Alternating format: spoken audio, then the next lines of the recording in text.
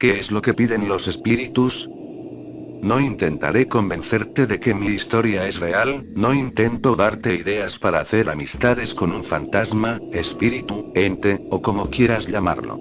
Solo deseo informarte la verdad, porque lo que te estoy por contar es la realidad, al menos, esta fue mi realidad. En septiembre del año 2012, a mis 14 años, mi madre tomó la decisión de mudarse de una vez por todas de aquel barrio tan peligroso en el cual vivíamos, pues el simple hecho de ir más allá de las rejas de la casa era peligroso aún de día, en la noche, y el salir era inimaginable. Por esto nos alquilamos un departamento en la ciudad y nos liberamos totalmente de aquella prisión. Al principio sentía miedo, pues el departamento se había construido sobre un taller mecánico, y me parecía muy peligroso, además de que anteriormente una pareja se había instalado allí, pero a los 2 o 6 meses rompieron el contrato y se fueron rápidamente, nunca se volvió a saber de ellos. Sin embargo, con miedos y todo, debía adaptarme, pues no tenía amigos ni lugar a donde ir, era el único lugar en el cual podía estar. Pasaron las primeras semanas, los primeros meses, y sucesos que yo creía normales sucedían día a día, pues pensaba que los sonidos provenían de la casa de los vecinos, los únicos vecinos del lugar, que vale decir nunca se acercaron a hablar o saludar, pero siempre espiaban desde la ventana. Se había vuelto común oír cómo arrastraban de un lado a otro un sillón, me acostumbré a escuchar música y voces provenientes de los parlantes de mi PC, era común que en mi ventana los gatos se pararan observando y maullando de una manera que se parecía al habla humana, aún así más que miedo me daba risa, era divertido e impresionante.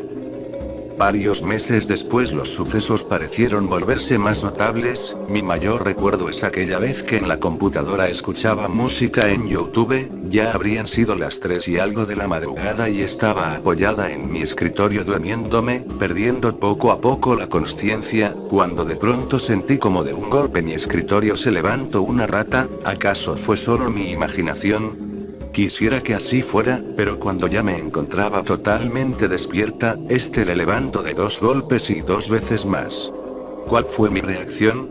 Hasta a mí me sorprendió, miré a todos lados y dije: está bien, ya me iré a la cama. Los sonidos extraños y los golpes cesaron y debería considerarme loca por no haberme asustado. Aún no logro entenderlo, tal vez el hecho de ver muchos creepypastas me había vuelto inmune a casos como estos. Demás hechos habían sucedido, como cuando el agua de la canilla salía con insectos y larvas, me encargué de ese tema, pero nadie encontró una explicación lógica, el techo del tanque de agua había desaparecido. ¿Cómo? ¿Quién sabe? A veces sentía que los creepys y las historias de terror me estaban volviendo paranoica, pues al ducharme y cerrar los ojos, era inevitable pensar que alguien estaba delante de mí observándome. Además es costumbre estirar el brazo y tomar la toalla para secarme la cara y lograr ver, más de una vez al estirarlo no la llegué a encontrar, debía caminar aún más pues parecía encontrarme en un lugar vacío, era imposible, pues aquella toalla estaba frente a mí, muchas veces me obligué a abrir los ojos y sorprendentemente me encontraba parada frente a ella, pero no la había logrado alcanzar. Mi paranoia dejó de serla cuando un día de tormenta la luz se fue, y mi madre y mi perro me dejaron sola para abrir las cortinas. Me senté en el sillón y subí los pies por miedo de que algo tomara mis pies, pero fue peor. El sillón, a mi lado, se hundió como si alguien se hubiera sentado. Pensé que era mi imaginación, pero el calor a mi lado y lo lento y profundo que se hundió era demasiado notable. Casi suelto una lágrima, le dije vete con una voz temblorosa, y el sillón volvió a la normalidad. Ese día todo comenzó. Casi un año después, imagina esta escena. Una chica de baja estatura, delgada, de cabello negro y largo, ojeras negras muy grandes, una sonrisa extraña, con sus brazos y piernas llenos de cortes hechas con pedazos de espejo, pues todos los espejos de la casa terminaban rotos, tanto por mi culpa como por arte de magia. Cada día era lo mismo, ocultar los cortes y la ropa con sangre en el día, ver y oír lo extraño que actuaba mi televisor cuando estaba sola en casa, dejar un espacio en la cama para que él, junto a mí, me abrace y descanse. Adoraba sentir su calor, pero nunca tuve el valor de abrir los ojos y conocer su apariencia. No sabía si lo que sucedía era real o solo mi locura, pero sentía muchas ganas de crearme heridas para acercarme más a él. Cuando dormía sola y no dejaba espacios o dormía con mi madre, no dejaba de escucharse como el sillón se arrastraba de un lado a otro, y como se escuchaban sonidos desde el parlante de la PC. A él no le gustaba que lo ignorara. Pero lo peor, era que casi todo parecía suceder cuando me encontraba sola en casa, y el gran problema es que nunca nadie me creería. Un día conocí a un chico, él insistió mucho tiempo para estar conmigo, no faltaba día en el cual vaya a mi casa. Lo más extraño es que me conoció en una convención, no recuerdo ni cómo descubrió dónde estaba mi hogar. Él no quería a ese chico, y si él no lo quería yo no podía aceptarlo. Aquel chico intentó acercarse a mí muchas veces, y más de una vez no me resistí, había comenzado a rendirme, pero y eso no es lo que mi compañero de sueños deseaba. Entonces llegó el día, cuando estábamos solos en mi habitación con aquel chico, me acerqué lentamente e hice lo que nadie imaginaría. Tomé un vidrio y comencé a cortarlo repetidamente por todo su cuerpo. No escuché sus palabras, no quería detenerme, él estaba furioso, yo me encontraba perdida en la histeria. Sin embargo, en el momento en el cual solo debía cortar su cuello, me detuve, me alejé y comencé a llorar. Él se enfureció. Sucedieron muchas cosas que prefiero no recordar. El chico está bien, más bien podría decir que ahora somos pareja desde hace 1 año y medio. Pero hubo un tiempo en el cual tuve un seguimiento policial, y fueron 2 años casi en los cuales tuve asistencia psiquiátrica, medicamentos, y tiempo perdido escuchando las estupideces del doctor. Hoy al fin, ya dejé atrás todo esto, me encuentro en otra casa, no he vuelto a tener problemas ni nada por el estilo, me encuentro bien, o eso creo, en realidad y nada volvió a ser lo mismo. Hace unos días mi madre me pidió perdón y me dijo que todo aquello que yo escuchaba ella también lo había escuchado, y entonces me dijo, en el taller mecánico debajo de la casa, del otro lado de la escalera que siempre a oscura tanto le temía, un chico de más o menos mi edad murió quemado, pero no quiso decírmelo para no asustarme.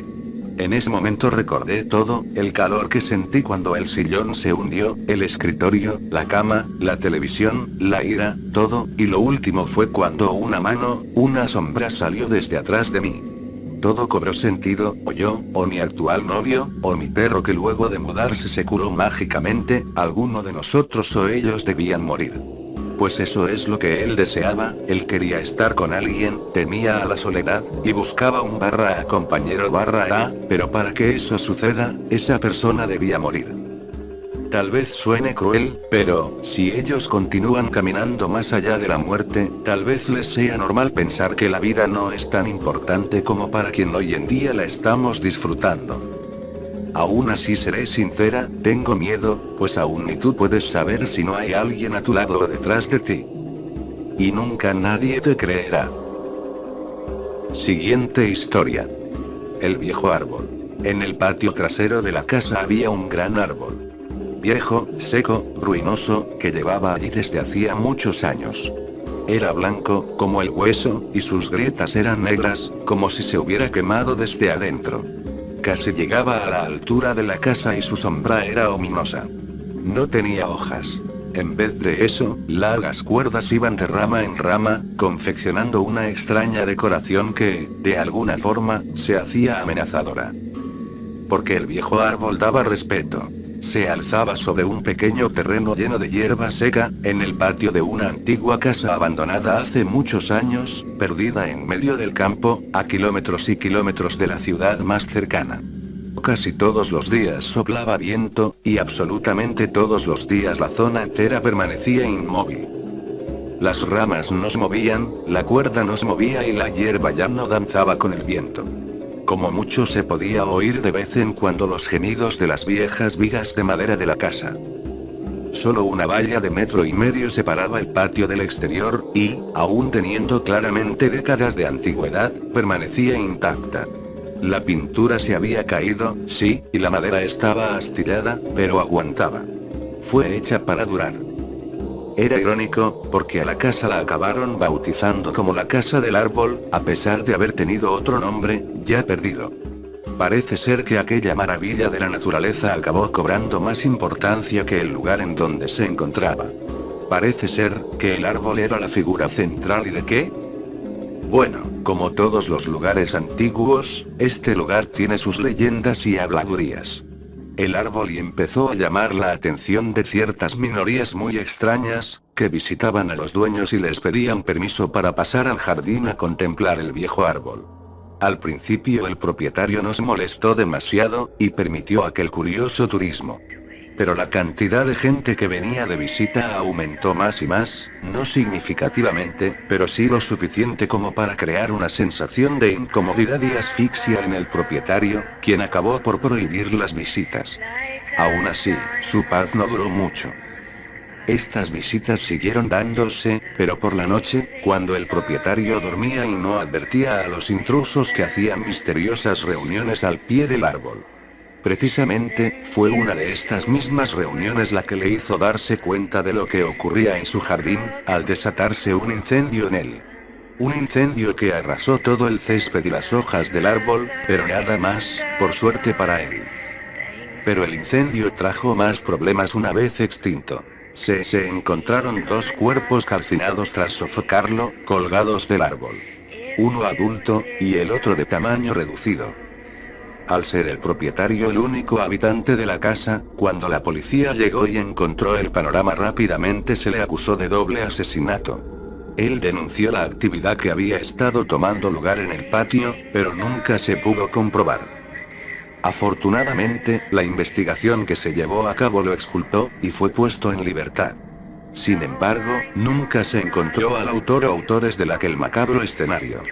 Dicen que a causa de todo esto, el propietario cogió sus pertenencias y abandonó la casa para siempre, ya que nunca más se supo de él. Actualmente nada cambia en la casa del árbol, ni en el viejo árbol. Todo está quieto. Nada se mueve. ¿O no? Si uno se atreve a entrar en el recinto y con cuidado se acerca al gran árbol, podrá ver las cuerdas mejor. Podrá incluso apreciar mejor su disposición entre las ramas. Puede que si va más días, aprecie y que hay más. Que, cada cierto número de meses, una cuerda más se suma al completo. Si uno se atreve a subir al alto árbol y acercarse lo máximo posible a las ramas, quizás podrá ver que lo que parecían simplemente cuerdas, tienen una forma rara. Están anudadas, de forma que confeccionan sogas, firmes y ásperas.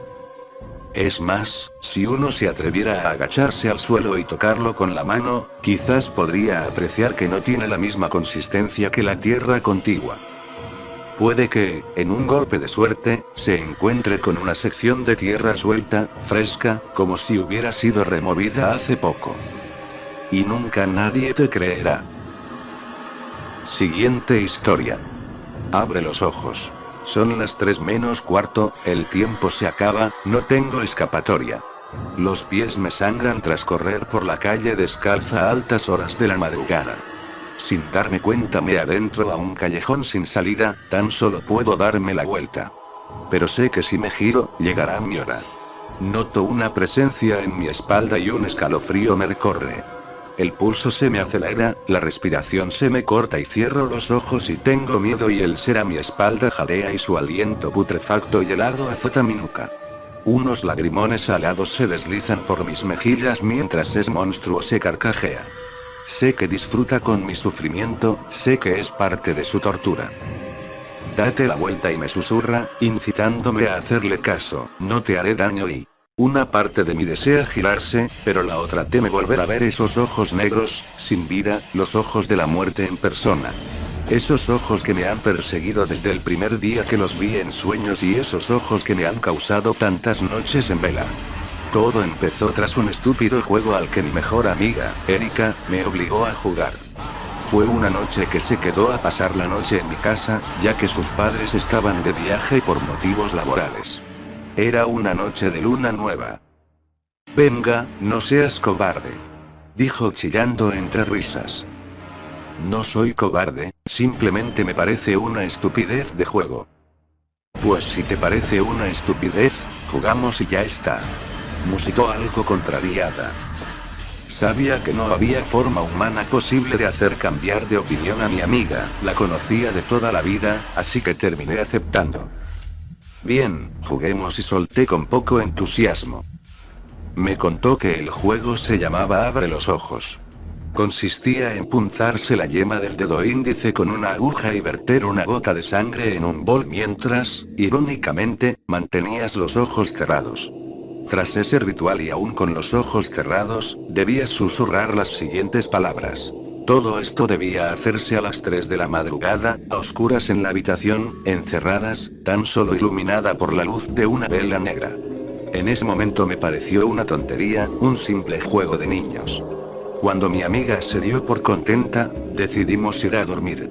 A punto de dejarme llevar por los brazos de Morfeo, en la esquina de mi habitación, vi una especie de silueta que se asemejaba a 2 ojos negros y finalmente me dormí sin darle importancia, atribuyendo esa visión a un producto de mi imaginación.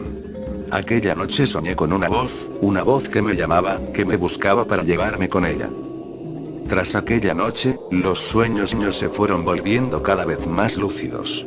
Al principio solo escuchaba la misma voz llamándome una y otra vez. Poco a poco, en mis sueños empezó a aparecer una figura con esos característicos ojos negros y, cada noche me susurraba lo mismo.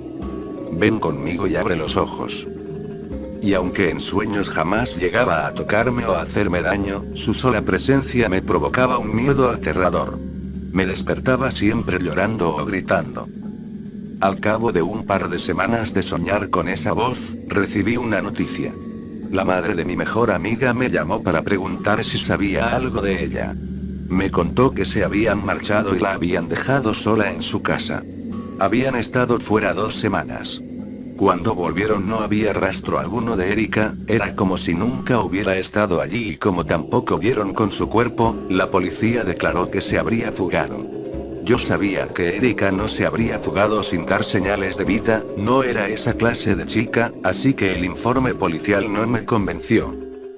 Entonces recordé que últimamente se había estado comportando de forma extraña, estaba más callada que de costumbre y las ojeras se le marcaban, como si llevara muchas noches sin pegar ojo y como si algo o alguien la estuviera torturando en sueños, impidiéndole dormir.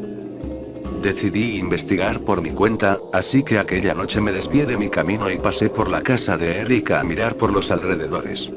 Buscaba alguna pista, algo que me diera una explicación sobre lo que le había sucedido. Y la encontré. En el césped, brillando por el reflejo de la luna, encontré una pulsera. Cuando la recogí, mis sospechas se confirmaron. A la luz de la luna pude leer el nombre de Erika grabado en esta. Aquella pulsera, la que recibió al nacer y que jamás había abandonado su muñeca izquierda.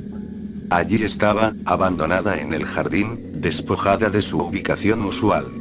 Entonces, escuché el crujido del césped pisado a mi espalda. Me di la vuelta aún inclinada. De detrás del roble del jardín trasero surgió una figura oscura. Empecé a oír de nuevo la voz en mi cabeza llamándome, cada vez más fuerte a medida que la figura se acercaba. Cuando se situó bajo la luz de una farola pude verla con claridad. En las películas siempre nos han hecho creer que la muerte es un ser encapuchado, con brazos esqueléticos y guadaña en mano, pero eso no es cierto. Esa descripción dista mucho de la realidad. Era un chico alto, delgado y muy pálido. Su aspecto era desaliñado, pero sin llegar a ser sucio. Llevaba una sudadera negra, tejanos oscuros y deportivas Converse. Se camuflaba perfectamente en la oscuridad. Su cabello era negro azabache, negro como esos ojos que me persiguieron en sueños y tenía los labios canosos y la nariz aguileña. Parecía inofensivo e incluso algo atractivo, excepto por su sonrisa grotesca, sus ojos oscuros, sin brillo, carentes de vida y la cicatriz dentada que cruzaba su cara. Te he estado esperando, ven conmigo, y susurró en mi cabeza esa voz que ya tanto conocía. Fue entonces cuando empecé a correr para intentar salvar mi vida, para evitar el mismo destino que Erika. Sabía que era imposible huir de la muerte, pero aún así lo intenté. Te llevaré conmigo cuando sean las 3 de la madrugada y no podrás escapar, y sonó en algún rincón dentro de mi mente. Tic-tac, tic-tac y... Son las 3 menos cuarto, el tiempo se acaba, no tengo escapatoria. Los pies me sangran tras correr por la calle descalza a altas horas de la madrugada. Sin darme cuenta me adentro a un callejón sin salida, tan solo puedo darme la vuelta. Pero sé que si me giro, llegará mi hora. Noto una presencia en mi espalda y un escalofrío me recorre. El pulso se me acelera, la respiración se me corta y cierro los ojos y tengo miedo y el ser a mi espalda jadea y su aliento putrefacto y helado azota mi nuca. Unos lagrimones salados se deslizan por mis mejillas mientras ese monstruo se carcajea. Sé que disfruta con mi sufrimiento, sé que es parte de su tortura. Date la vuelta y me susurra, incitándome a hacerle caso, no te haré daño y... Una parte de mí desea girarse, pero la otra teme volver a ver esos ojos negros, sin vida, los ojos de la muerte en persona. Esos ojos que me han perseguido desde el primer día que los vi en sueños y esos ojos que me han causado tantas noches en vela. Pero si me giro, todo terminará. Tal vez sea lo mejor y... Poco a poco, me doy la vuelta lentamente aún con los ojos cerrados. Abre los ojos y... Odio ese control que tiene sobre mí, pero a pesar de todo su voz es atrayente y es como si cada vez que habla tan solo pudieras hacer lo que te pide y... A pesar de que intento mantener los ojos cerrados, mantenerme fuerte, noto como poco a poco mis párpados se despegan. Cuando tengo ya los ojos completamente abiertos y tras acostumbrarme a la oscuridad de ese callejón, veo esos ojos y esos ojos negros como la misma oscuridad. Tengo miedo, quiero apartar la mirada pero no puedo dejar de mirarlos, me tienen embrujada. Tranquila y ya todo ha terminado y... Con esas palabras mi vista se nubla y siento como pierdo el conocimiento y lo último que llego a oír son las campanas marcando la hora, las 3 de la madrugada y siento que caigo en un sueño profundo con esos ojos meciéndome, del cual sé que no volveré a despertar y...